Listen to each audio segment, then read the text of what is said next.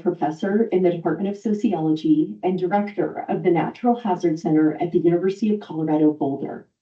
Since 1976, the Natural Hazard Center has served as the National Science Foundation designated information clearinghouse for the societal dimensions of natural hazards and disasters. The center exists to nurture the community of researchers, practitioners, and policymakers who are concerned with understanding and reducing the harm and suffering from disasters. We do this through building connections, translating and sharing information, conducting and supporting novel research, and training and mentoring a diverse next generation of hazards professionals. The relationship between the Natural Hazard Center and the Seismic Safety Commission has endured for decades. Our founding director, Dr. Gilbert White, championed early efforts to form the commission. Our third director and my mentor, Dr. Dennis Maletti, worked tirelessly on behalf of the commission and supported its efforts to improve earthquake risk communication.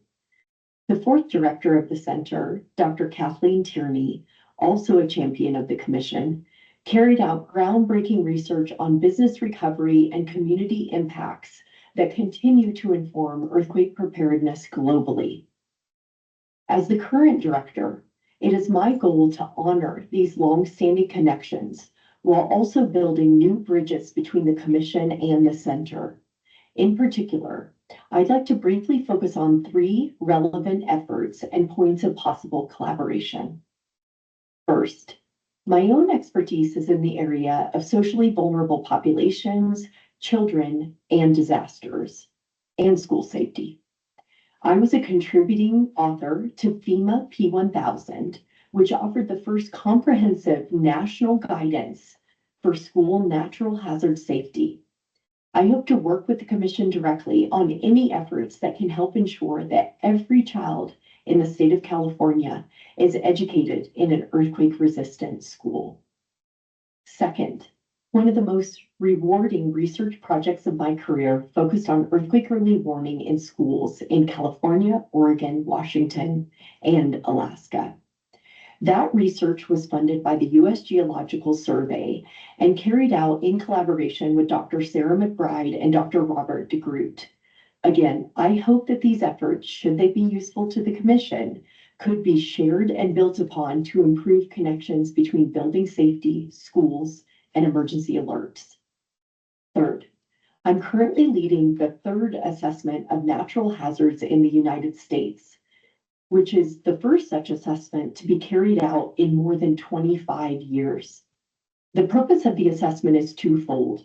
It involves looking back to assess what we've learned while looking forward to set a national research strategy for natural hazards research and mitigation.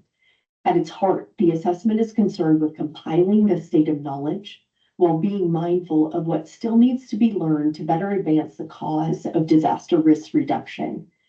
I'm so pleased to share that Dr. McBride is among the esteemed authors who will be contributing to this national assessment. We look forward to sharing the results with the Commission. We are obviously at a turning point in our national history.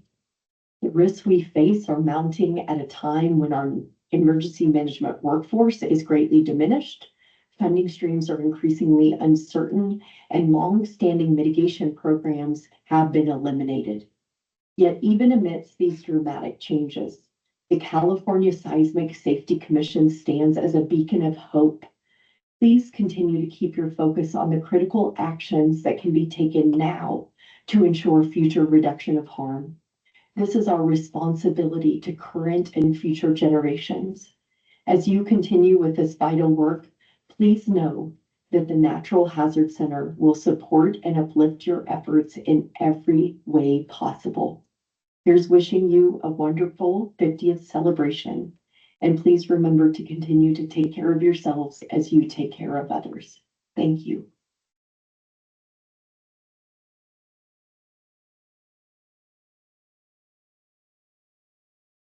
It's close to the end of our meeting today, and I know we've received a couple wonderful letters, as you can imagine, both celebrating and challenging us to continue the good work going forward, which we're very much appreciative of.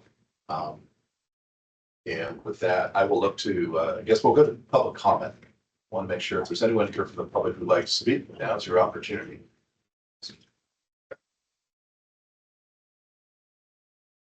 Thank you, Mr. Chair. I'm Ryan Kirsting. I know many of you on the commission, and I'm really privileged to give presentations to this commission in the past. So thank you for just a couple minutes of time. Sorry for not getting on the agenda beforehand, but just two thoughts of, echoing some of the similar themes from before. One, just that real expression of gratitude for the past. This commission has really been a leader for all of us in the seismic safety world. I'm a practicing structural engineer. I'm past president of the Structural Engineers Association of California, and we really have treasured our relationship working with all of you in the past. I do want to at least give some credit to the structural engineering partners and colleagues who have been on the commission, in particular, Commissioner Miyamoto, who unfortunately is not here today, but also Jia Wang Connolly, who's done just a great job of being a liaison from this group to our association and our profession. And I'd be remiss if I didn't call out Fred Turner for his years of contributions to the commission as a staff structural engineer. We honored him as a fellow in our organization because of his contributions to the commission. And I think it's really part of the legacy of this commission as well. So thank you to Jia and Fred and Commissioner Miyamoto.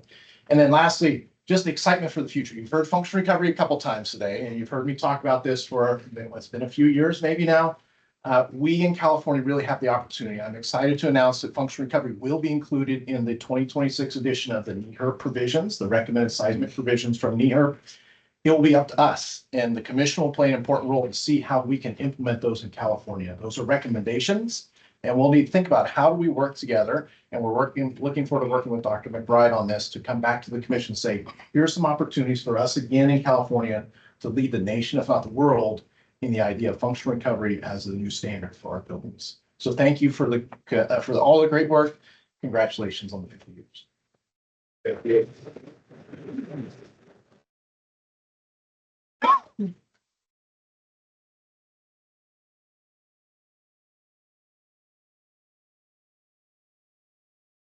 Hi, I'm Amarnath from Pacific Earthquake Engineering Research Center, PEER. PEER and the Commission have had a very long enduring relationship over the years. We have worked on a variety of projects from ground motions, building research, bridges, lifelines, early earthquake warning related work, and PEER's motto, we have been developing things, testing them, and then disseminate them. So, and the commission has been a great help in doing all that, providing leadership. And it is hard to compress 50 years in 100 minutes, but all of our speakers have done that wonderfully, highlighting all the past achievements and listing out future opportunities and challenges. The fact, when we look at the speakers, this is really the who's who of seismic resiliency leadership in the field. The fact that all these are here and said all these kind words about the commission, that is probably the biggest testament to the body of work you have done the past 50 years. So congratulations and thank you.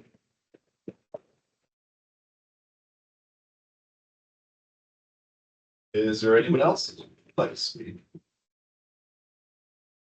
See no one rise, we'll bring it back. I'll look to my colleagues for any final closing comments.